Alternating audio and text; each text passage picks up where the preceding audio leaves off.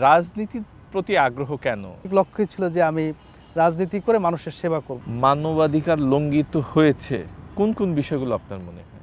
মানবাধিকার লঙ্ঘনের তো লিস্ট অনেক লম্বা। তার মানে জজ মিয়া দোষী? যে আমার জীবনের লক্ষ্য নির্বাচনের জন্য বিএনপি প্রস্তুত কিনা? এটা তো জনগণ দেখেছে যে আপনার বিএনপি আন্দোলন করেছে বা করে নাই।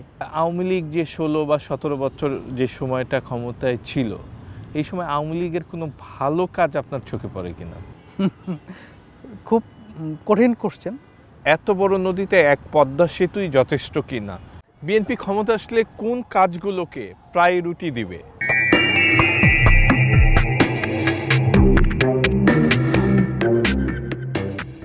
যত কথা অনুষ্ঠানে আজ আমাদের অতিথি ইঞ্জিনিয়ার রেজাউল করিম। চ্যানেল 24-এর দর্শক শ্রোতা যারা যে যেখান থেকে এই অনুষ্ঠানটি দেখছে তাদেরকে আমার শুভেচ্ছা জানাচ্ছি। আমি যেটা আপনি বললেন যে আমি একজন বেসিক্যালি ইঞ্জিনিয়ার, আবার তারপরে আমি আইন বিষয়ে পড়াশোনা করেছি বিলেতে। আপনার লন্ডনের একটি বিখ্যাত ইউনিভার্সিটি অফ ওয়েস্টমিনস্টার থেকে আমি জিডিএল ডিগ্রি নিয়েছি। এরপরে বিপিটিসি এবং এলপিসি, বিপিটিসি বিপিপি ইউনিভার্সিটি থেকে এবং এলপিসি ইউনিভার্সিটি অফ ওয়েস্টমিনস্টার থেকে করেছি। এছাড়া লন্ডনে আমার পেশাগত জীবনে আমি মানবাধিকার আইনজীবী হিসাবে প্রায় 18 বছর কাজ করেছি। আর আমার বাংলাদেশে আমার প্রথম কার্যক্রম হচ্ছে রাজনীতির বাইরে, সেটা হচ্ছে শিক্ষাক্ষেত্রে একটা ভূমিকা রাখা। আমি আমার নির্বাচনী এলাকাতে একটি কলেজ স্থাপন করেছি, কারিগরি স্কুল অ্যান্ড কলেজ। এবং ঢাকাতে ঢাকাতে যাত্রাবাড়িতে আপনার প্রায় 1 বিঘা জায়গার উপরে আর কি সুবিধাবঞ্চিত বাচ্চাদের জন্য একটা ইংলিশ মিডিয়াম মাদ্রাসা, যেখানে মসজিদ, মাদ্রাসা, এতিমখানা, হেফজোখানা এই বিষয় রয়েছে। এবং আল্লাহর মেহেরবানিতে আমরা আরও 3টি ব্রাঞ্চ করতে পেরেছি। খুলনাতে একটি, খুলনার পাইকগাছাতে আরেকটি হচ্ছে আমার নির্বাচনী এলাকাতে আর কি। এছাড়াও বেশ কিছু শিক্ষা প্রতিষ্ঠানের সঙ্গে আমি কাজ করছি। আর আমার রাজনৈতিক জীবনের শুরু থেকেই আমি গণতন্ত্র এবং মানবাধিকারের উপর কাজ করেছি। আপনারা জানেন যে 2001 সালে আপনার একটি বড় জনমত জরিপ হয়েছিল ডেমোক্রেসি রিসার্চ সেন্টার ডিআরসি থেকে। তখন প্রফেসর শহীদুল হক মুন্সী, ঢাকা ইউনিভার্সিটির পলিটিক্যাল সায়েন্সের চেয়ারম্যান, উনি এই প্রতিষ্ঠানের দায়িত্বে ছিলেন। I was the secretary general in that time. এটা 90-এর দশকে এই প্রতিষ্ঠানটি কাজ করে যাচ্ছে। তারপর আরও একটি মানবাধিকার সংগঠন রয়েছে, centre for human rights and human development. আমি সেই সংস্থাটিরও এখন চেয়ারম্যান হিসেবে দায়িত্ব পালন করছি। এর আগে 90-এর দশক থেকে লন্ডনে যাওয়ার আগ পর্যন্ত আমি সেক্রেটারি জেনারেল হিসেবে দায়িত্ব পালন করেছিলাম। একজন ইঞ্জিনিয়ার, প্রকৌশলী, তারপরে লয়ার, মানবাধিকার নিয়ে কাজ করছেন, এর বাইরেও রাজনীতির প্রতি আগ্রহ কেন? রাজনীতি ছাড়া কি মানুষের জন্য কাজ করা যায় না? যেমন আপনারা ছোটোবেলাতে রচনা পড়তেন আর কি, যে আমার জীবনের লক্ষ্য একটা গদ বাঁধাই ছিল যে আমি ডাক্তার হইব, ইঞ্জিনিয়ার হইব, এরকম। আপনার দেখা গেছে যে 80-এর দশকে বা 90-এর দশকে প্যারেন্টসরা তার বাচ্চাদেরকে স্বপ্ন দেখতো যে হয়তো তার ছেলেমেয়েরা ভবিষ্যতে ডাক্তার হবে, ইঞ্জিনিয়ার হবে, অথবা জজ ব্যারিস্টার হবে, এরকম আর কি। তখন আপনার স্কোপটা ছিল লিমিটেড আর কি, আপনার চিন্তাভাবনার যে সীমাবদ্ধতা ছিল আর কি। কিন্তু আমি ওই ছাত্রজীবন থেকে রাজনীতি করতাম এবং আমার রাজনৈতিক লক্ষ্যই ছিল যে আমি রাজনীতি করে মানুষের সেবা করব। এর কারণ হচ্ছে এই যে আমি আসলে এই মানব সেবা করতে গিয়ে আমি ছোটোবেলা থেকে আমি কিন্তু আপনার 90-এর দশকে প্রায় 100-র কাছাকাছি পাঠাগার স্থাপন করেছিলাম এলাকাতে। তো এই পাঠাগারের জন্য যখন বই কালেকশন করতে যেতাম বা আপনার ইনফ্রাস্ট্রাকচার করার জন্য, এগুলো তো আসলে একজন ছাত্রের পক্ষে ব্যক্তিগতভাবে করা সম্ভব না। তখন দেখছি যে আসলে এটা একজন জনপ্রতিনিধির জন্য যতটা সহজ, একজন সমাজকর্মীর জন্য কিন্তু ততটাই দুরূহ। আর আপনি যদি সমাজের একটা পজিটিভ চেঞ্জ করতে চান, তাহলে আপনার এই যে রাজনীতিবিদদের বিরুদ্ধে যে দুর্নাম রয়েছে বেশিরভাগ রাজনীতিবিদদের ক্ষেত্রে, এখানে যদি আপনি ভালো দিয়ে রিপ্লেস না করেন, তাহলে তো আপনার এই সমস্যা থেকেই যাবে। আপনার ঘর যদি নোংরা হয়, এটার সমাধান কি? আপনি পরিষ্কার করতে হবে। যত বেশি দিন নোংরা থাকবে তত ডিফিকাল্ট কিন্তু পরিষ্কার করা। কাজেই আপনার রাজনীতিবিদদের শুধু ক্রিটিসিজম করলে এটাতে আপনি কোনো বেনিফিট পাবেন না। আপনার যেটা করতে হবে যে অসৎ রাজনীতিবিদদের জায়গায় সৎ রাজনীতিবিদদের রিপ্লেস করতে হবে। এখন মুশকিল হচ্ছে যে আমরা 80-র দশক থেকে দেখেছি যে আপনার এই নির্বাচনে কালো টাকার প্রভাব, মাস্তান, সন্ত্রাসী এবং আপনার দেখা যাচ্ছে মনোনয়ন বাণিজ্য, যার কারণে আপনার দেখবেন যে সৎ যোগ্য প্রার্থীরা কিন্তু নির্বাচিত হতে পারছেন না। কারণ হচ্ছে যে লেভেল প্লেয়িং ফিল্ডটা নাই। লেভেল প্লেয়িং ফিল্ডটা না থাকার কারণে আপনার যদিও আপনার কেউ ভোটেও নির্বাচিত হয়, আপনাকে সেটা কিন্তু আপনি বলতে পারেন না যে আপনার এটা ভোটে নির্বাচিত। কারণ কি, আপনার যে কালো টাকার যে প্রভাব, কালো টাকার প্রভাব থাকলে তো আপনার সেটা আসলে জনগণের সত্যিকারের মতামতের প্রতিফলন হলো না। আপনার সিভিল অ্যাডমিনিস্ট্রেশনদেরকে কিনে নেওয়া হচ্ছে, পুলিশ অ্যাডমিনিস্ট্রেশন, জুডিশিয়ারি, সিকিউরিটি সব কাজ করতেছে আপনার পয়সার পিছনে বা রাজনৈতিক মাসেলম্যানদের পিছনে। তো সেই ক্ষেত্রে আপনার যদি আপনি দেশে একটা পজিটিভ চেঞ্জ আনতে চান, তাহলে কিন্তু আপনার ভালো এবং যোগ্য আপনার রাজনীতিবিদদেরকে দিয়ে রিপ্লেস করতে হবে।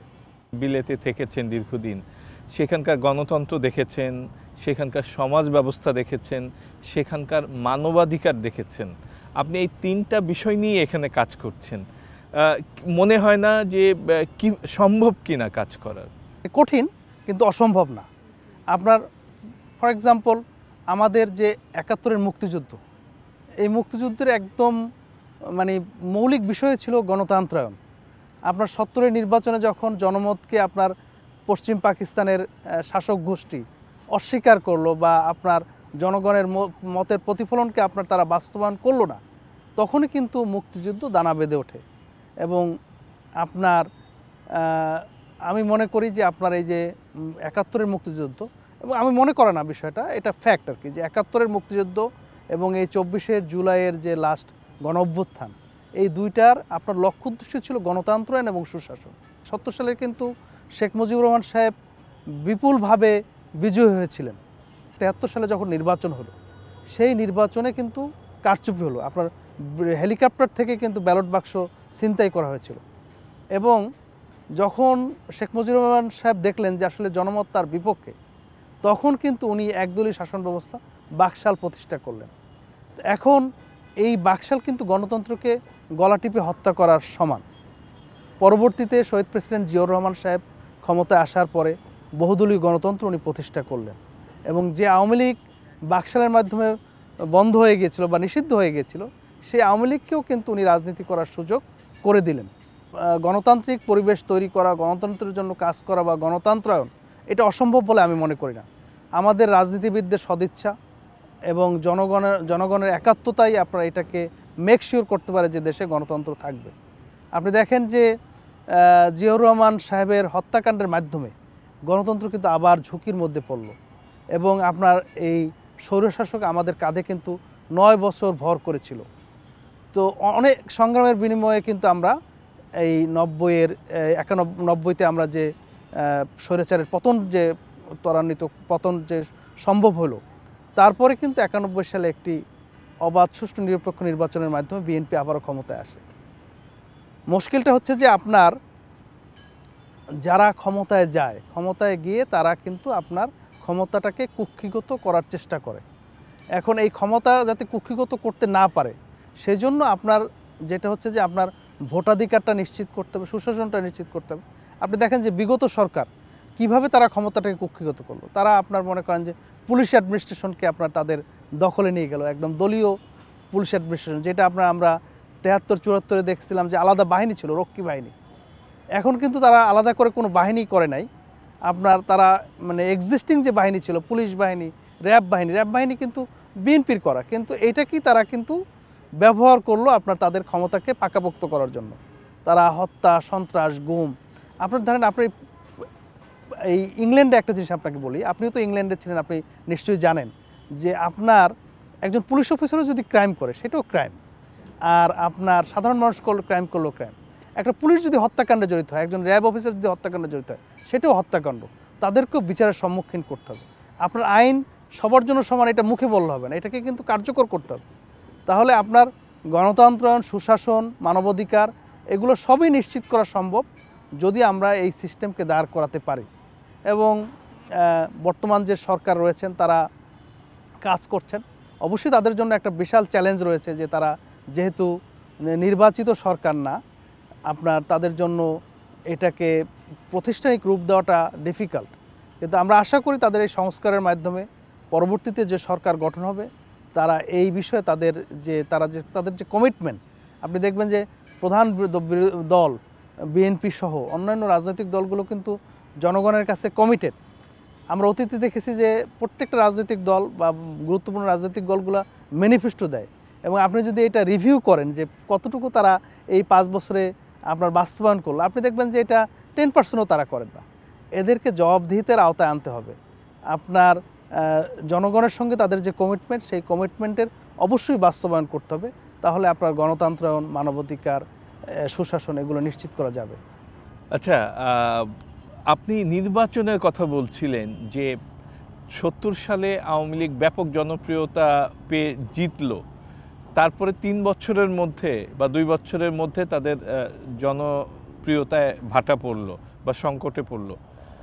তো এই হিসাবে যদি আবার বললেন যে 91-তে একটি সুষ্ঠু নির্বাচন হয়েছে, এই 91-এর পর মানে যে নির্বাচনগুলো হয়েছে, কোন নির্বাচনে আপনার মনে হয় যে জনসমর্থন বা সংখ্যাগরিষ্ঠের প্রতিফলন ঘটেনি, মতের প্রতিফলন ঘটেনি? আপনার ধরেন বিএনপির আন্ডারে যে আপনার 6 পার্লামেন্ট যে নির্বাচনটি হয়েছিল, 15 ফেব্রুয়ারি নির্বাচন, অবশ্যই এই নির্বাচনটাকে নিয়ে বিতর্ক রয়েছে। কিন্তু আপনি নিশ্চয়ই এটাও জানেন যে আপনার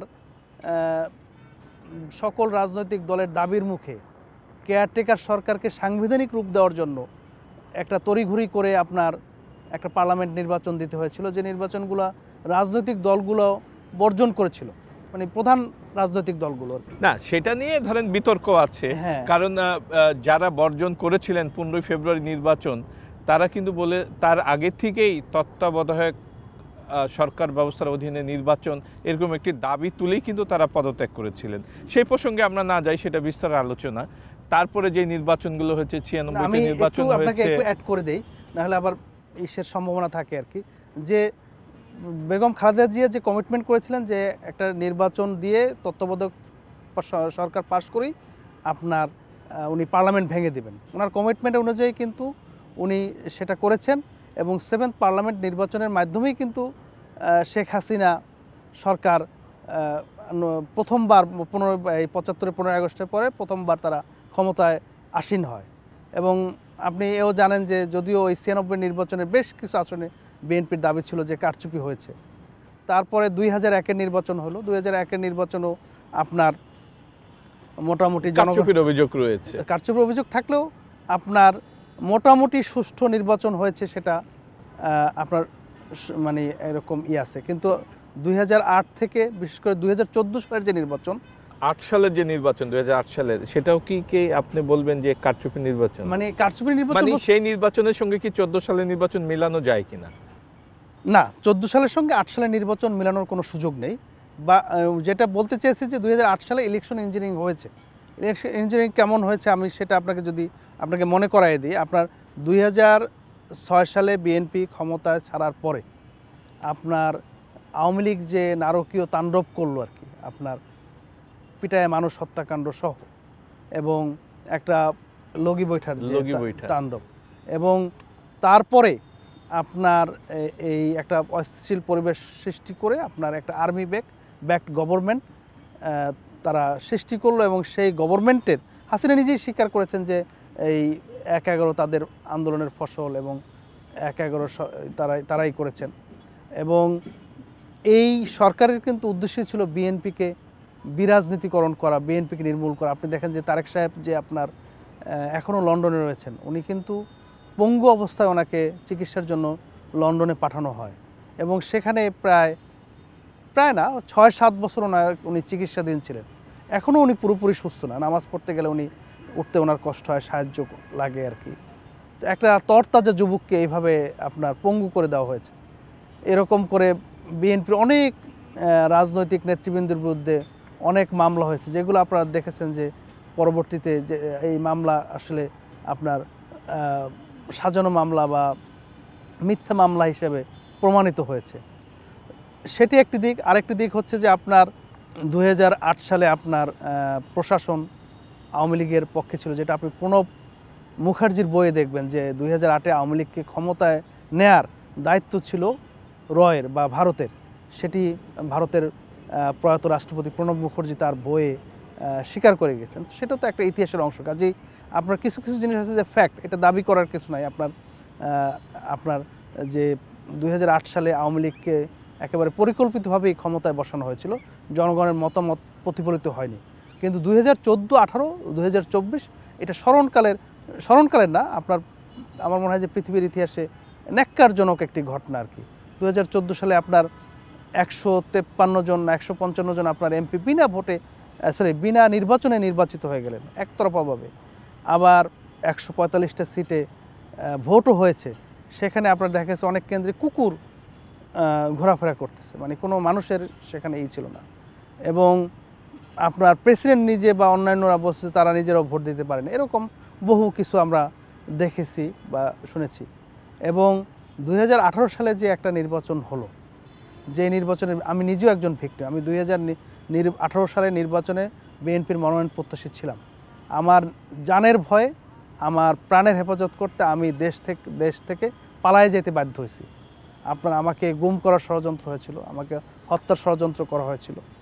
কাদের পক্ষ থেকে? সরকারের পক্ষ থেকে, আওয়ামী লীগ সরকারের পক্ষ থেকে। আওয়ামী লীগ সরকারের মন্ত্রী এটার সঙ্গে জড়িত ছিল। এবং আওয়ামী লীগ সরকারের সর্বোচ্চ পর্যায়ে আপনার সজীব অজেদ জয় ব্যক্তিগতভাবে তার ভেরিফাইড পেজ থেকে আমার বিরুদ্ধে নিষেধাজ্ঞা করেছেন। আপনার এসটি ইমাম সাহেব উনি আপনার লন্ডনে হাইকমিশনে আমার বিরুদ্ধে প্রেস কনফারেন্স করেছেন। আপনার আওয়ামী লীগের ভেরিফাইড ফেসবুক পেজ থেকে আমার বিরুদ্ধে নিষেধাজ্ঞা করা হয়েছে। তো সেগুলো আমি ওই প্রসঙ্গে যাচ্ছি না। আমি যেটা বলতে চাচ্ছি যে আপনার 2018 সালের নির্বাচনে আপনার বিএনপি নির্বাচনে অংশ নিলেও বিএনপিকে কোনোভাবে নির্বাচনে অ্যাটেন্ড করতে সুযোগ দেওয়া হয় না। আপনারা দেখেছেন যে এই যে আমাদের অ্যাডভোকেট মাহবুদ্দিন খোকন, উনি সুপ্রিম কোর্টের তখনও 3-4 বার নির্বাচিত সভাপতি সুপ্রিম কোর্ট বার কাউন্সিলের, তার মতো একজন বিদগ্ধ রাজনীতিবিদ, তার গায়ে শতাধিক সররার গুলি। আমরা তো ভয় পেয়ে গেছিলাম যে আল্লাহ ওনাকে হায়াতে রাখবেন কিনা। আলহামদুলিল্লাহ উনি জীবিত আছেন। আপনার মেজর আক্তার বা অন্যান্য এরকম অসংখ্য ক্যান্ডিডেটের গায়ে কিন্তু হাত তুলেছে আপনার আইনশৃঙ্খলা রক্ষাকারী বাহিনী। আপনার কোনো ধরনের কোনো আপনার অ্যাক্টিভিটিস করার সুযোগ দেওয়া হয়নি। তার চাইতে বড় কথা হলো কি লাইলাতুল ইলেকশনের আগের রাত্রে আপনার ভোট সব বাক্সভর্তি হয়ে গেল। এবং সেটা আপনার পরবর্তীতে আপনি দেখবেন যে আপনার জাপানিজ অ্যাম্বাসেডার বা বিভিন্নভাবে এটা কিন্তু প্রমাণিত। এটা নিয়ে কিন্তু আর কোনো বিতর্ক নাই, এটা ফ্যাক্ট কিন্তু কোনো ইস্যু না। আপনার এটা এস্টাবলিশ যে এই ঘটনা ঘটছে আর কি। পরবর্তীতে এই 2018 সালের ইলেকশন থেকে বিএনপি অভিজ্ঞতা নিয়েই কিন্তু 2024 সালে বিএনপি এবং তারেক সাহেবের আপনার আহ্বানে কোনো রাজনৈতিক দল, মানে আপনার যারা আপনার গণতন্ত্রের জন্য কাজ করতেছে, ফ্যাসিস্ট সরকারের অপশক্তি ছাড়া কোনো রাজনৈতিক দল কিন্তু এই নির্বাচনে অংশ নেয়নি। এবং তারা নিজেরাই, শেখ হাসিনা নিজে একে ডামি নির্বাচন বলতে এবং ডামি ক্যান্ডিডেট বলে অভিহিত করেছে। এবং আপনারা দেখেছেন যে নির্বাচনের নামে কি ধরনের তামাশা হয়েছে। এবং শুধু এই যে আপনার পার্লামেন্ট ইলেকশন এরকম না, আপনার ইউনিয়ন পরিষদেও কিন্তু এর আগে কিন্তু ইউনিয়ন পরিষদ দলীয়ভাবে নির্বাচিত হতো না। এই প্রতীক বরাদ্দ করলেন এবং তা আপনার অন্য কোনো ক্যান্ডিডেট মাঠে থাকতে পারবে না। আমার নির্বাচনী এলাকায় আমাদের একজন ভাইস চেয়ারম্যান ক্যান্ডিডেট, তাকে তার মনোনয়নপত্র বাতিল করে দেওয়া হলো কোনো কারণ, মানে কোনো আপনার বৈধ কারণ ছাড়া, বেআইনিভাবে। সেটা মামলা পর্যন্ত করার সুযোগ পাওয়া যায়নি, কারণ আপনার ওই সুপ্রিম কোর্ট হাইকোর্টে তাদের পাহারাদার ছিল। বিভিন্নভাবে আপনার ক্যান্ডিডেটদেরকে গুম করে রাখা, মানে নির্বাচনের সময় গুম করে রাখা, এবং আপনার তাদের মানে জোরপূর্বক সিগনেচার নেওয়া বা জাল সিগনেচার দিয়ে মনোনয়নপত্র প্রত্যাহার করা। এহেন অপকর্ম নাই যে আপনার এই 15-16 বছরে হয় নাই আর কি নির্বাচনের ক্ষেত্রে। হ্যাঁ, আপনার তারপরেও আপনার কিছু নির্বাচনে বিএনপির মেয়র ক্যান্ডিডেটরা বা পৌরসভাতে বিজয়ী হয়েছেন। এখন আপনি হয়তো প্রশ্ন রাখতে পারেন যে তাহলে তারা কিভাবে বিজয়ী হলো। আপনার সিটি কর্পোরেশন নির্বাচনে আপনারা দেখেন যে সারা দেশ কিন্তু তাকায় থাকে। আমাদের ম্যান পাওয়াররা তাদের যতটুকু সম্ভব তারা পাহারায় ছিল, তারা চেষ্টা করছে ভোটটা যাতে যায়। কিন্তু যখনই তারা দেখছে যে আপনার ভোট হলে আওয়ামী লীগ পাশ করবে না, তখনই কিন্তু তারা আবার পেশি শক্তিতে চলে গিয়েছে। এবং সেই ক্ষেত্রে আপনি দেখবেন যে লাস্ট বরিশাল সিটি কর্পোরেশন নির্বাচনে চরমনায়ের পীর সাহেব তাকে পর্যন্ত মারধর করেছে, একদম মানে আপনার ক্যামেরার সামনে তাকে রক্তাক্ত, আমরা দেখেছি যে তাকে রক্তাক্ত করা হয়েছে। এবং ইলেকশন কমিশনার কত বেয়াদব, উনি বলে যে উনি কি ইন্তেকাল করেছেন। আপনার মানে একজন লোককে মারধর করা হয়েছে, একজন লোককে গ্রিভিয়াসলি বডলি হার্ম করা হয়েছে, এটা কোনো অফেন্স না আসলে। তাহলে তো আপনার এই ইলেকশন কমিশনারকে আপনার অ্যাসাল্ট, ব্যাটারি এইসব সংজ্ঞা তাদেরকে শেখাইতে হবে, পড়াইতে হবে। তো সেটাও কিন্তু একটা বিষয় আর কি। এবং আপনি দেখেন যে এই গত 3 টার্মের নির্বাচনে যারা আপনার ইলেকশন কমিশনার ছিলেন, এত নির্লজ্জ, এত বেহায়া এরকম কমিশন আপনার মানে আজিজ মার্কা কমিশন পরবর্তীতেও ছিল, না, এটাই বলতে আজিজ চাচ্ছেন? মার্কা কমিশন আজিজ সাহেবের চেয়ে আপনার ধরেন এই যে লাস্ট যে বলো যে উনি কি ইন্তেকাল করেছেন, বা তার আগে যে আপনার 2014 সালে যে ইলেকশন কমিশনার হয়েছিলেন তার ভাগনাকে আপনার এমপি বানিয়েছিলেন। তো এরা আপনার এবং এই সব কিছু বয়ান আপনারা তাদেরই একজন নির্বাচিত ইলেকশন কমিশনার বয়ানে দেখতে পারবেন। মাহবুব সাহেব উনি মারা গেছেন, ওনার বইয়ে উনি এগুলো লিখে গেছেন এবং উনি বলেও গিয়েছিলেন যে ওনার মৃত্যুর আগে যেন এগুলো পাবলিশ না করা হয়, কারণ ওনার নিশ্চয়ই ভয় ছিল যে আপনার পাবলিশ করা হলে ওনার জানের ক্ষতি। আচ্ছা, একটা জিনিস খুব জানার ইচ্ছে, আপনি বলছিলেন যে 2001 সালে ব্যাপক জনপ্রিয়তা নিয়ে বিএনপি ক্ষমতায় এসেছিল, কিন্তু 5 বছরের মাথায় 2006 সালে কেন বিএনপি মুক্ত রাজনীতি গড়ার ওই প্রক্রিয়া শুরু হলো, যেটা এখন আবার আওয়ামী লীগ বিভিন্ন জায়গা থেকে, আওয়ামী লীগের সবাই তো পালিয়ে আছেন, তারপর তারা বলছেন যে আওয়ামী লীগকে নিশ্চিহ্ন করে দেওয়ার চেষ্টা করছে এই সরকারগুলো, বর্তমান সরকার। এই অভিযোগগুলো কেন উঠে? এটাও আমি মনে করি যে আপনার গণতন্ত্রের চর্চা না থাকলে, ফর এক্সাম্পল যেমন ধরেন আপনার এখন কেয়ারটেকার গভর্নমেন্ট বা ইন্টারিম গভর্নমেন্ট, ওনাদের কাজ কিন্তু দুইটা, যে একটা মানে আপনার সুষ্ঠু নির্বাচন নিশ্চিত করা, সুষ্ঠু নির্বাচনের জন্য যেসব সংস্কার করা দরকার সেটা তারা করবে, আর আপনার এই টার্মটাতে যাতে মানুষের কোনো সমস্যা সৃষ্টি না হয়। এই যে বিএনপির বিরুদ্ধে চাঁদাবাজির অভিযোগ যারা করেন, আমি কিন্তু একটি টকশোতে বলেছি যে এটার জন্য আপনার ইন্টারিম গভর্নমেন্ট দায়ী। এর কারণ হচ্ছে এই যে আপনি যখন সরকারে আসেন, আপনার কিন্তু জানমালের নিরাপত্তা নিশ্চিত করা আপনার দায়িত্ব। আপনি সেটা আপনি ব্যর্থ হলে আপনি আরেকজনকে দেন, কাজ করার তো লোকের অভাব নেই। আপনি আরেকজনের উপর মানে আঙ্গুলি হেলন করতে পারেন না। আপনি যদি আপনার দায়িত্ব পালন করেন তাহলে তো চাঁদাবাজি চলতে পারে না। বিএনপি যদি চাঁদাবাজি করে বা জামাত ইসলামী যদি চাঁদাবাজি করে বা অন্য যে কোনো দল বা যে কোনো চাঁদাবাজি করলে তাদের বিরুদ্ধে আইনানুগ ব্যবস্থা নিতে হবে এবং জনগণের জানমালের নিরাপত্তা নিশ্চিত করতে হবে। তো আপনি যে কথাটি বললেন যে আপনার বিএনপি মুক্ত করা বা আওয়ামী লীগ মুক্ত করা, এটা একটা রং টার্ম। আপনার মানে জনগণ যাকে খুশি তাকে নির্বাচিত করতে হবে, জনগণ যাকে খুশি তাকে ম্যান্ডেট দিতে পারে। এই কথা কিন্তু ওই যে এখন যে কিংস পার্টির কথা শোনা যায়, কিংস পার্টির ব্যাপারে তো আমার শুধুমাত্র একটাই আপত্তি, সেটা হচ্ছে যে তারা সরকারি ছত্রছায়ায় কিন্তু দল করতে পারবে না। বিএনপি যেভাবে রাজনীতি করছে মাঠে, জামাত ইসলামী যেভাবে রাজনীতি করছে বা অন্যান্য রাজনৈতিক দলগুলো যেভাবে রাজনীতি, তারাও রাজনীতি করবে। জনগণ যদি তাদেরকে ম্যান্ডেট দেয়, তারা সেই ম্যান্ডেট নিয়ে ক্ষমতায় আইসা আপনার তারা জনগণের সেবা করবে। আর যদি ম্যান্ডেট তারা পুরোপুরি নাও পায়, তারা তাদের কর্মসূচি কর্মপদ্ধতি জনগণকে বলবে, একসময় জনগণ গ্রহণ করবে। কিন্তু একজন আরেকজনকে নির্মূল করা, একজনের মতামতকে সহ্য করতে না পারা বা একজনের মতামতকে অশ্রদ্ধা করা, এটা আসলে গণতন্ত্র হতে পারে না। কাজেই মানে আওয়ামী লীগকে কেন নির্মূল করতে হবে? আওয়ামী লীগ এই গত 17 বছরে বা তার আগেও যেসব বেআইনি কার্যকলাপ করেছে, বিশেষ করে ক্রিমিনাল অফেন্স, যেটা আপনি জানেন যে ফৌজদারি অপরাধসমূহ কখনো কিন্তু তামাদি হয় না।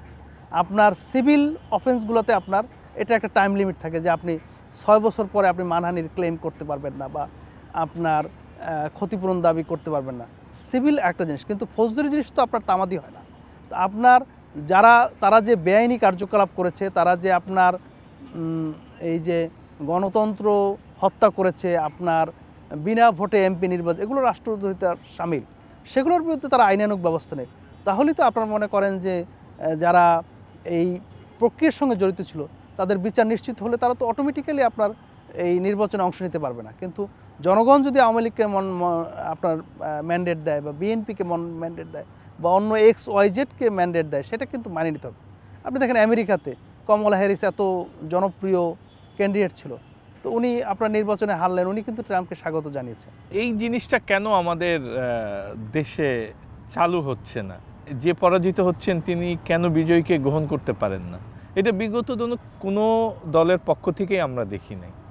এটার মূল কারণ হচ্ছে, আপনি যদি খেয়াল করেন, আপনার 1947 সালের দেশ ভাগের পরে, মানে আপনার ভারত পাকিস্তান যখন ভাগ হয়ে গেল, আমরা কিন্তু খুব অল্প সময়ে গণতান্ত্রিক ব্যবস্থা পেয়েছি। আমাদের গণতন্ত্র কিন্তু পদে পদে বাধাগ্রস্ত হয়েছে। এবং আপনি দেখবেন যে আইয়ুব খান সরকার অনেক জনপ্রিয় সিদ্ধান্ত নিলেও আপনার শুধুমাত্র সে গণতান্ত্রিকভাবে নির্বাচিত না হওয়ার কারণে কিন্তু মানুষ তাকে অ্যাকসেপ্ট করেনি। এখন মুশকিলটা হচ্ছে যে যারা ক্ষমতায় যায়, যেটা একটু আগে আমি বললাম যে আপনার তারা কিন্তু ক্ষমতাকে কুক্ষিগত করার জন্য যে কোনো মূল্যে তারা কিন্তু ক্ষমতায় টিকে থাকতে চায়। তারা যে জনগণের ভোটের মাধ্যমে ক্ষমতায় আসতে হবে, ভালো কাজের মাধ্যমে ক্ষমতায় আসতে হবে, সেই জিনিসটা কিন্তু তারা ভুলে যায়। মানবাধিকার নিয়ে যদি একটু কথা বলি, বিগত সময়ে মানবাধিকার লঙ্ঘিত হয়েছে কোন কোন বিষয়গুলো আপনার মনে হয়? মানবাধিকার লঙ্ঘনের তো লিস্ট অনেক লম্বা। একদম প্রথমে যদি আপনি ধরেন, সেই ক্ষেত্রে হচ্ছে যে মানে এমন মানবাধিকার লঙ্ঘনের কথা বলেন যেটা অন্য সময় ঘটেনি বা অন্য কারো আমলে ঘটেনি, এরকম? সেটা অবশ্য বলা মুশকিল, কারণ আপনার ধরেন প্রত্যেক সরকারের আমলেই কম বা বেশি রাজনৈতিক নেতাকর্মীদের উপর নির্যাতন, জুলুম, ইভেন হত্যাকাণ্ড, এগুলো কম বেশি হয়েছে। এবং এটা প্রথমেই শুরু হয় আপনার শেখ মুজিবুর রহমান সাহেবের মাধ্যমে, যে কোথায় আজ সিরাজ শিকদার। উনি পার্লামেন্টে কিন্তু এই কথা বলেছিলেন, এবং বলা হয় যে সিরাজ শিকদারের হত্যাকাণ্ড হচ্ছে প্রথম, মানে আপনার ক্রস ফায়ার বলেন বা রাজনৈতিক হত্যাকাণ্ড, প্রথম হত্যাকাণ্ড বা প্রথম আলোচিত হত্যাকাণ্ড। তো আমরা যদি এই বিগত 17 বছরে কনসেন্ট্রেট করি, তাহলে আপনার দেখবেন যে সবচেয়ে বেশি আপনার রাজনৈতিক হত্যাকাণ্ড আপনার এই বিগত 17 বছরে আমরা দেখেছি। এবং সবচেয়ে যেটা মানে একটা দুঃখজনক বিষয়, এবং আপনি যেটা বললেন যে আপনার আগে কখনো ঘটেনি, এই ঘটনা আগে এইভাবে কখনো ঘটেনি, যে আপনার গুম করা, হত্যাকাণ্ড হয়েছে কি হয় নাই সেটাও কিন্তু আমরা জানি না। আজকে যে গুম কমিশনের চেয়ারম্যান সাহেব, উনি বলেছেন যে 430 জনকে আমরা আর কখনো ফেরত পাবো সেটার আশা আমরা করছি না। এখন আপনি মুশকিলটা দেখেন যে আমি এই কয়েকদিন আগে ইলিয়াস আলী সাহেবের ছোট ছেলের বিয়েতে অংশ নিয়েছিলাম। ওনার পরিবার মনে করতেছেন যে ইলিয়াস আলী সাহেব এখনও জীবিত আছেন। আমরাও সেটা মনে করতে চাই যে উনি জীবিত আছেন, কিন্তু উনি জীবিত আছেন কি নাই সেটাও কিন্তু রাষ্ট্র কনফার্ম করতে পারছে না। এটা একটা হৃদয় বিদারক ঘটনা। বা আপনি দেখবেন যে মায়ের ডাক একটা সংগঠন রয়েছে, তারা যারা গুম হয়েছে, এখনও অসংখ্য ছেলে, অসংখ্য মায়ের সন্তানরা গুম রয়েছে, তারা তাদের সন্তানেরা এখনও পথপানে চেয়ে রয়েছে।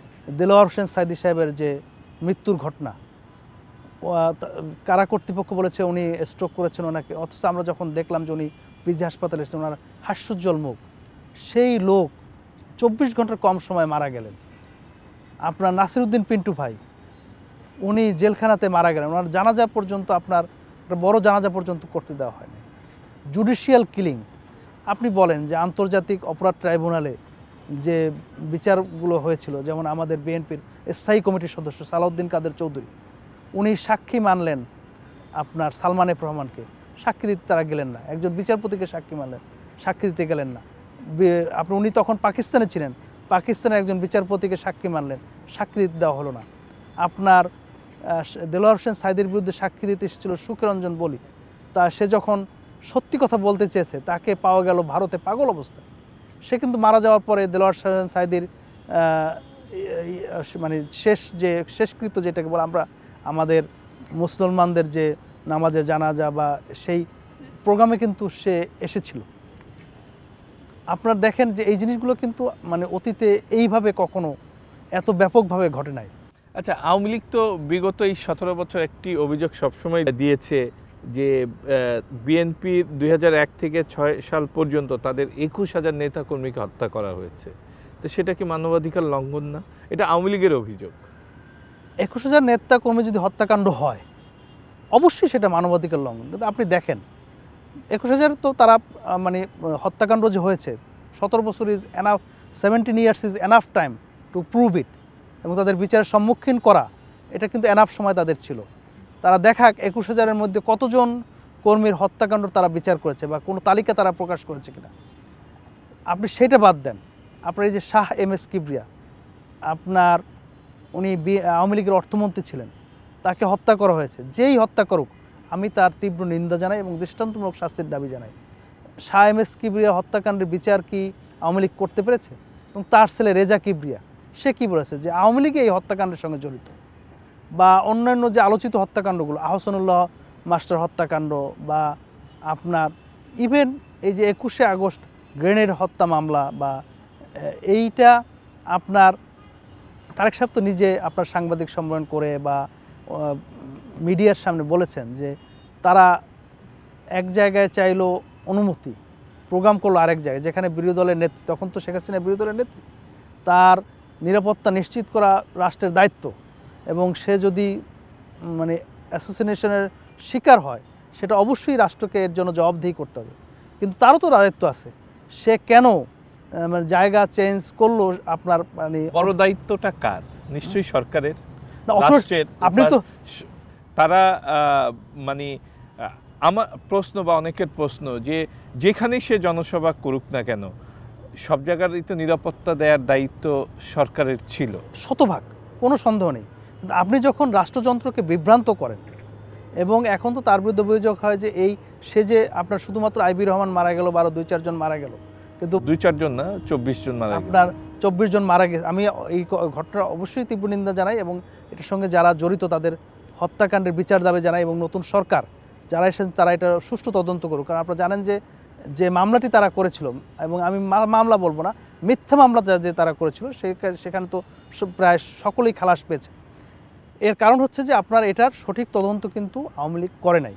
তাদের পক্ষে সুযোগ ছিল যে যদি তারা এই ষড়যন্ত্রের সঙ্গে জড়িত না থাকতো তাহলে কিন্তু তারা এটা সুষ্ঠু তদন্তের মাধ্যমে অপরাধীদের কাছে আইনের সোপর্দ করতে পারত।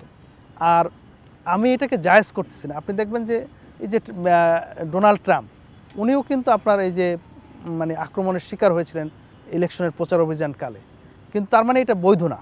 এবং সেখানে কিন্তু যারা এই চেষ্টা করেছে তাদেরকে গ্রেপ্তার করা বা এটা বের করা, তাদের আইনের সম্মুখীন করা, এগুলো কিন্তু সরকার করেছে। ২০০৪ সালে এই ঘটনাটি ঘটেছে, তারপর প্রায় ২.৫ বছর বিএনপি ক্ষমতায় ছিল। বিএনপি আন্তরিক হলে কি এই ২.৫ বছরে একটা তদন্ত করা সম্ভব ছিল না? এটা জানার ইচ্ছা, নিশ্চয়ই এই প্রশ্নটা অনেকের মধ্যে আছে। বিএনপি আন্তরিকতার কোনো ঘাটতি ছিল এটা আমি মনে করি না। এই কারণে যে আপনার এই যে দেখেন জজ মিয়াকে আপনার মিডিয়া বলল যে এটা নাটক ছিল, কিন্তু এখন কিন্তু বের হচ্ছে যে এটা নাটক ছিল না। তার মানে জজ মিয়া দোষী, জজ মিয়ার পরিকল্পনা এটি হয়েছে, জজ মিয়ার পরিকল্পনায় সেটা হয়েছে, সে একটা মানে একটা টুলস। আপনার এখান থেকে আপনার ধরেন আপনার মাথা খুঁজে বের করার জন্য আপনার তো কোনো না কোনো জায়গা থেকে শুরু করতে হবে। আপনার যদি আওয়ামী লীগ আপনার তদন্ত কার্যে সহায়তা করত, অবশ্যই এটা আপনার বের করা অসম্ভব ব্যাপার ছিল না। এরপরেও আপনি যেটা বলেছেন যে আপনার সরকারের দায়িত্ব নিরাপত্তা নিশ্চিত করা, শুধু বিরোধী দলের না, দেশের সমস্ত জনগণের নিরাপত্তা নিশ্চিত করা সরকারের দায়িত্ব। সেই ক্ষেত্রে আপনার যেসব আলোচিত হত্যাকাণ্ড রয়েছে এবং যেসব হত্যাকাণ্ড হয়েছে সেগুলোর যদি আপনার আইন শৃঙ্খলা বাহিনী তাদেরকে বিচারের সম্মুখীন করতে না পারে বা এখানে যদি অনিয়ম হয়, সেটা দায়বদ্ধতা অবশ্যই বিএনপির রয়েছে। কিন্তু আমি মনে করি যে বিএনপি এইসব হত্যাকাণ্ডের ব্যাপারে এটা বিচারের সম্মুখীন করা বা আইন শৃঙ্খলা পরিস্থিতি নিয়ন্ত্রণে রাখার জন্য আপনারা যারা বিএনপি করেন, আপনাদের কি কোনো দাবি আছে যে এই সরকারই এই ধরনের ঘটনার বিচার করে যাক? এই ধরনের দাবি করা তো আমার একজন রাজনীতিবিদ হিসাবে আমার জন্য এটা সঠিক হবে এটা আমি মনে করি না। এর কারণ হচ্ছে যে আপনার এটা তো এই সরকারের দায়িত্ব না। আমি তো আপনার শুরুতেই বলেছি যে আপনার যে এই সরকারের দায়িত্ব হচ্ছে গণতন্ত্রায়ন এবং সুশাসন নিশ্চিত করা। গণতন্ত্রায়নের জন্য যে একটা অবাধ সুষ্ঠু নিরপেক্ষ নির্বাচনের জন্য যে লেভেল প্লেইং ফিল্ড দরকার, যেসব সংস্কার দরকার, বিশেষ করে যেসব রিফর্ম খুব এসেনশিয়াল, ফর এক্সাম্পল জুডিশিয়ারি, কারণ জুডিশিয়ারিও কিন্তু আপনার ব্যবহার করেছে। তত্ত্বাবধায়ক সরকার ব্যবস্থা ধ্বংস করা জুডিশিয়ারির কাঁধে বন্দুক রেখে কিন্তু সরকার করতে পেরেছে। অথবা আপনার মনে করেন যে পুলিশ অ্যাডমিনিস্ট্রেশন, তাদের একটা বিরাট ভূমিকা রয়েছে। ইভেন আনসার বাহিনীরও ভূমিকা রয়েছে, র্যাবের ভূমিকা রয়েছে, সিভিল অ্যাডমিনিস্ট্রেশনের ভূমিকা রয়েছে। এগুলোকে আপনার ঢেলে সাজাতে হবে। এটা কিন্তু তারা এখনও করতে পারেন। আমি ওই যে একটা টক শোতে বলেছিলাম যে আসিফ নজরুল সাহেব উনি পিএইচডি করেছেন ব্রিটেন থেকে, ভালো ইউনিভার্সিটি থেকে পিএইচডি করেছেন, এবং উনি আমাদেরকে আইন পড়ান, ঢাকা ইউনিভার্সিটি আইনের একজন সিনিয়র টিচার প্রফেসর, উনি তো ভালো করে জানেন আর কি। আপনার উনি বাংলাদেশ পার্লামেন্টের স্পিকার দায়িত্ব পালন করবেন, একটা প্রজ্ঞাপন জারির মাধ্যমে কিন্তু এটা সম্ভব হয়েছে। তাহলে আপনার জুডিশিয়ারি অ্যাপয়েন্টমেন্ট কমিশন বলেন, বা এই যে এখন যে অসংখ্য নিয়োগ হচ্ছে, যে নিয়োগ নিয়ে অনেক সময় কথা উঠতেছে, এগুলো একটা নিয়োগ বিধিমালা, এগুলো কিন্তু প্রজ্ঞাপনের মাধ্যমে করা সম্ভব। করে আপনার ভালো লোকদেরকে রিপ্লেস করা, খারাপ লোকদেরকে বের করে দিয়ে ভালো লোকদেরকে স্থাপিত করা, নিয়োগ বাণিজ্য বন্ধ করা। এখনও যদি নিয়োগ বাণিজ্য হয়, আপনি বিএনপিকে দোষ দেবেন না আওয়ামী লীগকে দোষ দেবেন? ঠিক না? আপনি টেম্পো স্ট্যান্ড নিয়ে কোন মুখে কথা বলেন? আপনি নিয়োগ বাণিজ্য বন্ধ করতে হবে না? এখনও তো ফাইল আপনার, আজকে ওই যে অলিউল্লাহ নোমান আমার দেশের একজন বিশেষ প্রতিনিধি, সে তার ফেসবুকে স্ট্যাটাস দিয়েছে যে আমার দেশ চালু হয়েছে, কিন্তু আমি খুব আশা দেখতে পাচ্ছি না, কারণ এখনও এইরকম অবস্থাগুলো চালু রয়েছে এবং বিভিন্ন ক্ষেত্রে এখনও অনিয়ম আছে।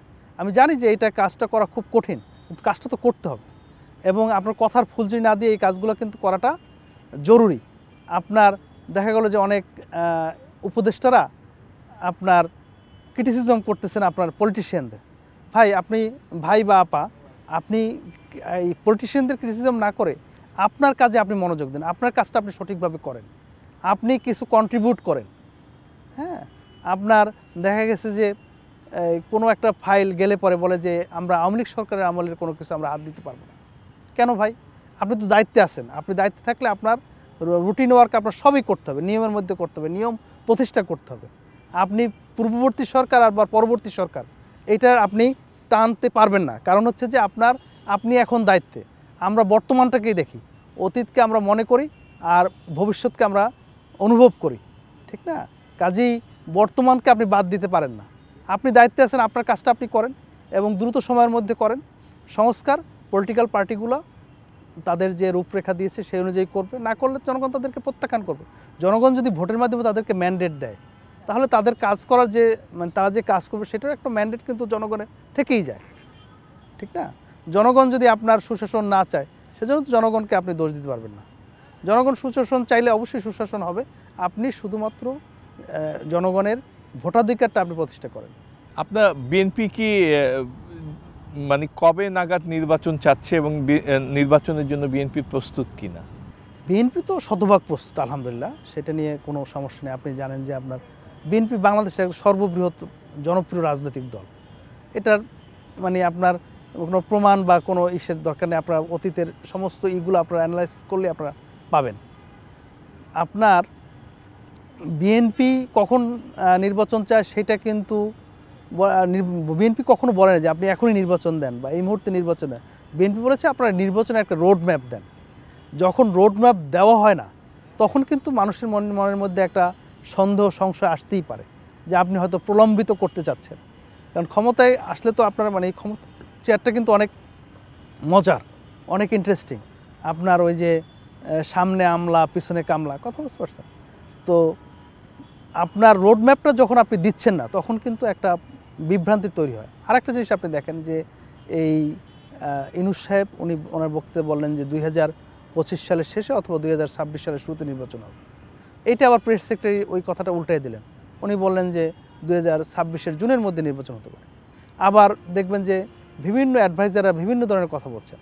এই যে সমন্বয়হীনতা, সেটার তো একটা বিভ্রান্তি হওয়ার সুযোগ থাকে। আপনার এটা একটা কথা হচ্ছে যে সরকারের প্রেস মাননীয় প্রধান উপদেষ্টার প্রেস সেক্রেটারি তো আর সরকারের মুখপাত্র না। এই বিষয়টা সরকারের মুখপাত্র অথবা সরকার প্রধানকেই ক্লিয়ার করতে হবে এবং অন্যরা যখন কথা বলেন তখন কিন্তু আপনার সেটা পলিসির আলোকেই বলতে হবে। ব্যক্তিগত আপনি উপদেষ্টা হয়ে ব্যক্তিগত মতামত দেওয়ার তো সুযোগ নাই আর কি, বা ব্যক্তিগত মতামত যদি আপনি দেনও, আপনার সেটা ক্লিয়ার করতে হবে যে এটা আমার ব্যক্তিগত মতামত, এটা ক্যাবিনেট মিটিংয়ে এই ব্যাপারে কোনো আলোচনা হয়নি বা এটা সরকারের মতামত নাও হতে পারে। তো আর আপনার এই যে হুমকি ধামকি দেওয়া, এটা তো একটা মুশকিল। আপনার রাজনীতিবিদরা কোনো কাজ করেন না, তাদের জন্য এই জন্য দায়িত্ব নিতে হয়েছে। রাজনীতিবিদরা কাজ করছে দেখে আজকে আপনার দেশে আপনার এই একটা এই ফ্যাসিস্ট সরকারের পতন হয়েছে। আপনার শুধু জুলাইয়ের আন্দোলন বা জুলাইয়ের আন্দোলনই কিন্তু সরকারের পতন হয়নি, এটা একটা ধারাবাহিকতা এবং অসংখ্য শহীদদের রক্তের বিনিময়ে এই এই এই এই গণতান্ত্রিক আন্দোলন সাফল্যের মুখ দেখেছে এবং এটা চূড়ান্ত সাফল্য হবে হলো গিয়া একটা অবাধ সুষ্ঠু নির্বাচনের মাধ্যমে যখন জনগণের সরকার প্রতিষ্ঠিত হবে। আচ্ছা, অনেক ছাত্র নেতা বলছেন এই যারা বিশেষ করে জুলাই আগস্টের এই ছাত্র আন্দোলন গণ অভ্যুত্থানের সঙ্গে সম্পৃক্ত, যে তারাই আন্দোলনটা করেছেন, এটার সঙ্গে বিএনপির কোনো সম্পৃক্ততা ছিল না এবং বিএনপি পালিয়ে বেরিয়েছে, এমন অভিযোগও আমরা সোশ্যাল মিডিয়াতে দেখি তাদের বক্তব্য। আপনার কাছে কি মনে হয়? আপনার সব বিষয় তো আসলে জবাব দেওয়ার দরকার নেই। আপনার এটা তো জনগণ দেখেছে যে আপনার বিএনপি আন্দোলন করেছে বা করে নাই, বা এই গণ আন্দোলনে তারা ছিল কি ছিল না। আপনার এই যে গণমাধ্যমগুলো, যখন বেশিরভাগ গণমাধ্যমগুলো ফ্যাসিস্টদের পক্ষে ভূমিকা রেখেছিল, যখন লাইভ প্রচার হয় তখন তারা আপনার লাইভে তারা আপনার এটা সেন্সর করা যায় না। এবং আপনি দেখবেন যে জনগণ কিন্তু ওই আপনার টিভিতে কি দেখাইছে তার সেই টিআরপির চাইতে আপনি যদি ফেসবুকের ভিউ দেখেন বা লাইভ ভিউ দেখেন, দেখবেন যে আপনার অনেক বেশি। আপনার তারেক রহমান সাহেবের এবং মির্জা ফখরুল ইসলাম আলমগীর সাহেব, ওনাদের পরিষ্কার নির্দেশনা ছিল যে ছাত্রদের নেতৃত্বে এই আন্দোলন চলবে এবং পিছে সর্বাত্মক সাপোর্ট আপনার বিএনপি দিবে। বিএনপি বা জামাত ইসলামী সমস্ত রাজনৈতিক দলই কিন্তু সেটা অত্যন্ত ধৈর্য সহকারে তারা ফলো করেছে। কারণ হচ্ছে যে আপনার এইটাকে জনগণের আন্দোলন হিসাবে বিএনপি বা অন্যান্য রাজনৈতিক দল তারা রূপ দিতে চেয়েছিল। এবং আপনারা দেখবেন যে আপনার ফর এক্সাম্পল 4 আগস্ট রাত্রে যে আপনার লক্ষ্মীপুরে যে আপনার গুলিবর্ষণ হলো না, তাহেরের ছেলে যে গুলি করল, বিএনপির নেতাকর্মী শহীদ হয়েছে, বিএনপির উপরই হামলা হয়েছে। অথবা আপনি ধরেন খুলনার কথা ধরেন, চিটাংয়ের কথা ধরেন, বা আপনি এই যে যাত্রাবাড়ি অথবা আপনার মিরপুর, অবশ্যই ছাত্রদের ভূমিকা ছিল, কোনো ডাউট নেই। আপনি হয়তো এই আন্দোলন না হলে আপনি হয়তো বুঝতেও পারতেন না যে বেসরকারি বিশ্ববিদ্যালয়ের ছাত্ররা আন্দোলনে অংশ নেবে। কিন্তু তারা প্রমাণ করেছে যে তারা দেশকে ভালোবাসে, দেশকে চিন্তা করে।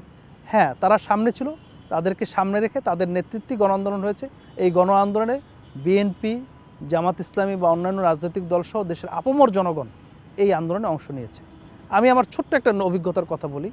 আমাদের পিরোজপুর শহরে আমার বাসা পুরাতন বাস স্ট্যান্ডে, এবং আমার পাশের বাসায় একজন আওয়ামী সন্ত্রাসীর বাসা। সেখানে আপনার অনেক অস্ত্র সহকারে তারা এই গণতান্ত্রিক আন্দোলনকারীদের উপর হামলা চালানোর চেষ্টা করেছিল 4 তারিখে। তখন আমার মা বোনেরা তারা তাদের ঝাড়ু, তাদের নিয়ে আপনার রাস্তায় নেমে গিয়েছিল ওই ছোট ছোট মাদ্রাসার বাচ্চাদেরকে সেভ করার জন্য। একটা ঐতিহাসিক ঘটনা, কারণ আপনি জানবেন যে পিরোজপুর শহরে কিন্তু একটা মানে গডফাদারদের এলাকা। সেখানে আপনার আমাদের ঘরের মা বোনরা পর্যন্ত অংশ নিয়েছে। এই যে জনগণকে সম্পৃক্ত করা, এই সম্পৃক্ত করার ক্ষেত্রে বিএনপি দূরদর্শিতার পরিচয় দিয়েছে। কারণ বিএনপি যদি বলতো যে এটা বিএনপির আন্দোলন, তখন হয়তো মানে কোনো লোক চিন্তা করতে পারতো যে এটা আসলে আমাদের গণতান্ত্রিক আন্দোলন না। এখন সামনে নির্বাচন হলে আপনার তারা সবাই তাদের ম্যানিফেস্টো পেশ করবে, জনগণ যাকে খুশি তাকে ভোট দেবে। জনগণ যদি বিএনপিকে ভোট দেয়, বিএনপি ক্ষমতা গ্রহণ করবে, ঠিক না? আর ভোট না দিলে যারা... আপনি ব্যক্তিগতভাবে আপনার এলাকা নিয়ে যদি একটু বলেন যে আপনি নির্বাচনের জন্য কতটা প্রস্তুত, এলাকা আপনি নির্বাচিত হলে এলাকায় কি করবেন, মানে আপনার যে স্বপ্ন সেটা সম্পর্কে যদি জানতে চাই। আপনি জানেন যে আমি আসলে 2টা নির্বাচনী এলাকায় কাজ করতেছি। একটি হচ্ছে পিরোজপুর 2। আমি যখন কাজ শুরু করি তখন এটা শুধুমাত্র কাউখালী ও ভান্ডারিয়া এই 2টা থানা নিয়েছিল। এবং আপনি ওই যে ইলেকশন ইঞ্জিনিয়ারিংয়ের কথা আবার বলতে হয়, 2008 সালে নির্বাচনের সময় ইলেকশন কমিশন হঠাৎ করে এই আসনের সঙ্গে স্বরূপকাঠিকে জুড়ে দেয়। স্বরূপকাঠি এর আগে পিরোজপুর 1-এর সঙ্গে ছিল। আচ্ছা, এরপরে 2014 নির্বাচনের সময় স্বরূপকাঠিকে বাদ দিয়ে আবার জিয়ানগরকে দেওয়া হয়, এবং এই সর্বশেষ 2024 নির্বাচনে আবার জিয়ানগরকে বাদ দিয়ে স্বরূপকাঠিকে এই আসনে দিয়ে দেয়। আপনার এই 2008 সাল থেকে যে কাটাছেঁড়াটা শুরু হয়েছে, এটাতে একটা বড় প্রবলেম হলো গিয়ে যে আপনার যারা বোনাফাইড আপনার এমপি ক্যান্ডিডেট, তাদের কনস্টিটুয়েন্সি নিয়ে কিন্তু আপনার একটা বিরাট চ্যালেঞ্জের তৈরি হয়েছে।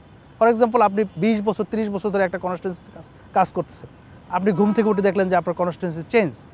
আপনি নতুন করে কাজ শুরু করলেও আপনার নতুন লোকরা কি আপনাকে গ্রহণ করবে যে আপনি তো আমাদের এখানে কোনোদিন কোনো কাজ করেন নাই, অথচ আপনার তো কাজ করার সুযোগ ছিল না, আপনি তো ওই আসনে কাজ করেন নাই। তো এইটা একটা। আর ঝালকাঠি এক আসনটা অপরিবর্তিত আছে আল্লাহর মেহরবানি, রাজাপুর কাঠালিয়া। এবং 2006 সালের বাতিল হয়ে যাওয়া নির্বাচনে আমি পিরোজপুর 2-তে ক্যান্ডিডেট ছিলাম, 2008-এ আপনার ঝালকাঠি 1-এ ক্যান্ডিডেট ছিলাম। আমাদের এখানে কয়েকটা মৌলিক বিষয়, একটা হলো কি বেকারত্ব দূর, এমপ্লয়মেন্ট তৈরি করার জন্য আপনার ধরেন আপনার কিছু কারিগরি শিক্ষা এবং কিছু শিল্প কারখানা এবং কৃষি উন্নয়ন, এগুলোর উপর আমার কাজ করার টার্গেট। আর শিক্ষা বলতে আমি শুধু আপনি কাগজে কলমে এই যে আপনার বিগত সরকার আমলে শিক্ষা ব্যবস্থা ধ্বংস হয়ে গেছে এরকম শিক্ষা না, সুশিক্ষা। আপনি যাতে বিদেশে গেলে ইংরেজিতে কথা বলতে পারেন, আপনার যাতে টেকনিক্যাল নলেজ থাকে, অথবা আপনি যে কোনো বিষয়ের উপরে এক্সপার্টিস হতে পারেন, সেরকম একটা শিক্ষা ব্যবস্থার জন্য যেসব প্রতিষ্ঠান দরকার সেগুলো আমার করার খেয়াল। আর স্বাস্থ্য সমস্যাটা একটা প্রকট সমস্যা আমাদের এলাকায়। আপনি জানেন যে শেরেবাংলা মেডিকেল কলেজ ছাড়া এদিকে খুলনায় ওই 200 বেডের হাসপাতাল ছাড়া আমাদের কোনো ভালো স্বাস্থ্যের ব্যবস্থা পুরো দক্ষিণবঙ্গে। হ্যাঁ, এবং রাস্তাঘাট অত্যন্ত খারাপ। আপনারা মনে করেন যে গ্রাম থেকে যে একটা সিজারের রোগীকে হাসপাতাল পর্যন্ত নেওয়া খুবই কঠিন। তো এই স্বাস্থ্য ব্যবস্থার উন্নয়ন, শিক্ষা, চিকিৎসা, এই বিষয়গুলোর উপর এবং কর্মসংস্থান আমি মৌলিকভাবে কাজ করতে চাই। এবং আমি ব্যক্তিগতভাবে আলহামদুলিল্লাহ আমার 2টা চ্যারিটেবল প্রতিষ্ঠান, একটা মুসলিম আলী খান ওয়েলফেয়ার ফাউন্ডেশন, এটা আমরা শুরু করেছিলাম 2001 সালে, সেখান থেকে আমরা কাজ করতেছি। এবং আমার আব্বা ইন্তেকাল করেছেন 2016 সালে, ওনার নামে একটা ট্রাস্ট হয়েছে আলহাজ কেম আব্দুল করিম রহিমুল্লাহ ট্রাস্ট। আপনাকে একটু আগে বললাম যে যাত্রাবাড়িতে আমরা একটা বড় প্রতিষ্ঠান করেছি, এবং সারা দেশে আরও এরকম 4টা-5টা প্রতিষ্ঠান আল্লাহর মেহরবানিতে আমরা করতে পেরেছি। বাট ব্যক্তিগতভাবে এই কাজগুলো করা কিন্তু খুব ডিফিকাল্ট। আল্লাহ যদি আমাকে সুযোগ দেয় এবং জনগণের ম্যান্ডেট নিয়ে আমি যদি পার্লামেন্টে যেতে পারি, আমি এই বিষয়গুলোর উপর ব্যাপকভাবে কাজ করব ইনশাআল্লাহ। 1975 সালে যেটি ঘটেছে 15ই আগস্ট, সেটিকে বিএনপি সমর্থন দেয় কিনা, এবং এর সঙ্গে যারা জড়িত আছেন, সম্পৃক্ত আছেন বা বলছেন হ্যাঁ আমি ছিলাম, তাদের ব্যাপারে বিএনপির কি সিদ্ধান্ত হওয়া উচিত? যদিও বা হ্যাঁ আপনি বিএনপির নীতি নির্ধারকদের কেউ না, তারপরেও আপনি তো নিশ্চয়ই বিএনপিকে ওন করেন, আপনার দীর্ঘ রাজনীতি আছে বিএনপির সঙ্গে, এই জন্যই প্রশ্নটা করা। 1975 সালের 15ই আগস্টের যে এই পরিণতি শেখ মুজিবুর, এটা কিন্তু অনিবার্য ছিল। সে হয়তো আপনার সামরিক সেনা সদস্যদের গুলিতে নিহত হয়েছেন, কিন্তু আপনার তার পতনটা অনিবার্য ছিল। এখন মেজর ডালিম সাহেবের যে বক্তব্য আমরা দেখেছি, উনি বলতেছেন যে এটা মার্ডার ছিল না, এটা ক্রস ফায়ার। এখন সেটা নিয়ে হয়তো বিতর্ক আছে, বা কিন্তু আমাদের কথা হচ্ছে যে আপনার মানে বাড়ির সিঁড়ি কোঠায় ক্রস ফায়ার, বাড়ির সিঁড়ি কোঠায় ক্রস ফায়ার বলতে আপনার মানে সে তার যে অপরাধের যে মাত্রা 30,000 লোক যারা মানে আপনার মনে করেন যে কম বেশি আপনার 72 থেকে 75 যে বিরোধী নেতাকর্মীদের হত্যা করা হয়েছে, 30,000-এর মতো বলা হয়, হ্যাঁ কম বেশি যেটাই হোক, এরাও তো মায়ের সন্তান, এদেরকেও তো হত্যা করা হয়েছে। এই 30,000 হত্যাকাণ্ডের যে অভিযোগ, সেটা কি আওয়ামী লীগের 21,000 হত্যাকাণ্ডের সঙ্গে মিল আছে কিনা, মানে এই যে তালিকা নিয়ে কোনো মিল আছে কিনা? আপনি বলছিলেন যে 21,000 নেতাকর্মী যদি মেরে ফেলা হয়, আওয়ামী লীগ কেন এতদিনে একটা প্রুফই রয়ে গেছে। ফর এক্সাম্পল, এই যে রক্ষী বাহিনীকে আর্মির সঙ্গে মার্চ করানো, এটা তো জিয়া রহমান সাহেবই সিদ্ধান্ত নিয়েছিলেন। কতজন রক্ষী বাহিনীর সদস্য ছিল? এখন জিয়া রহমান সাহেব কেন করেছিলেন? জিয়া রহমান সাহেব এই কারণে করেছিলেন যে আপনার এদেরকে যদি আপনার মানে খালিভাবে ছেড়ে দেওয়া হয়, তাহলে এরা মাঠে হয়তো আরও ডিস্ট্রাকটিভ কিছু করতে পারে। আওয়ামী লীগ যে 16 বা 17 বছর যে সময়টা ক্ষমতায় ছিল, এই সময় আওয়ামী লীগের কোনো ভালো কাজ আপনার চোখে পড়ে কিনা? খুব কঠিন কোশ্চেন। ভালো কাজ একেবারে না এটা তো আসলে বলা যাবে না। যেমন ধরেন আপনার পদ্মা সেতুই ভালো কাজ, কিন্তু আপনার পদ্মা সেতুর নামে যে দুর্নীতি সেটা খারাপ। পদ্মা সেতু তো খারাপ কাজ বলার কোনো সুযোগ নেই। পদ্মা সেতুতে আমাদের দক্ষিণাঞ্চলের যাতায়াত ব্যবস্থার উন্নতি হয়েছে, খুবই ভালো কাজ। কিন্তু আপনার এটার কারণ এটাকে সামনে রেখে যে পুকুর চুরি হয়েছে বা সমুদ্র চুরি হয়েছে, সেটা দুর্নীতি, সেটা অন্যায়। বিদ্যুতের মানে উন্নয়ন হয়েছে, কিন্তু এই উন্নয়নের মাধ্যমে যে কুইক রেন্টাল বা আদানি চুক্তি, এই যে বিলিয়ন ডলার দেশ থেকে পাচার করা, এগুলো অন্যায়। আপনার ভালো কাজ নাই সেটা আমি বলবো না, এই কাজগুলো দুর্নীতি ছাড়া তো করা যাইত।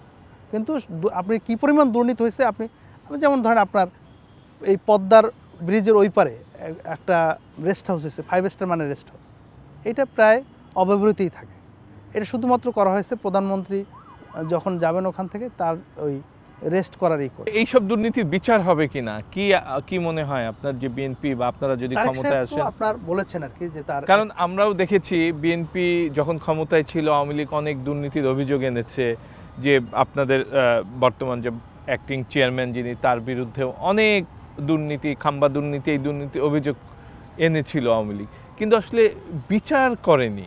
মানে এগুলোও কি তাই কিনা? এগুলা কি রাজনৈতিক বক্তব্য, না আপনাদের কোনো ম্যানিফেস্টোতে থাকবে এগুলো বিচারে? আপনার 31 দফাটা আপনি দেখেন ভালো করে, আপনার যে সব দুর্নীতি হয়েছে এই দুর্নীতির শ্বেতপত্র প্রকাশ করা হবে এবং এগুলো বিচারের সম্মুখীন করা হবে। এটা তারেক সাহেবের প্রতিশ্রুতি। এবং শুধু এটা যে উনি রাজনৈতিক বক্তব্য এরকম না, এটা আমাদের প্রত্যেকটা জেলায়, বিভাগে, থানায় আমাদের কর্মশালা হচ্ছে, সেখানে কর্মীদেরকে এইগুলা জনগণের কাছে পৌঁছানোর জন্য বলা হচ্ছে এবং আমাদের নেতৃবৃন্দ একদম মাঠে ঘাটে সব জায়গাতে আমাদের কিন্তু তারা এগুলো প্রচার করছেন।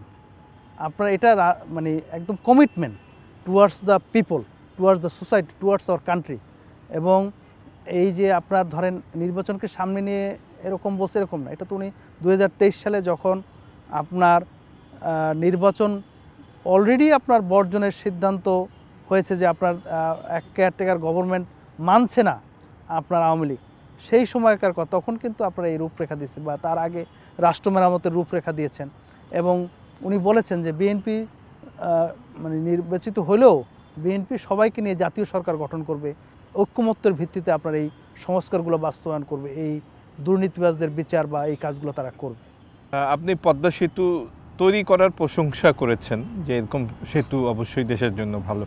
তো বিশেষ করে দক্ষিণবঙ্গে আমরা যারা আছি, আমার বাড়িও দক্ষিণবঙ্গে, আমিও পদ্মা সেতুর সুবিধা নেই।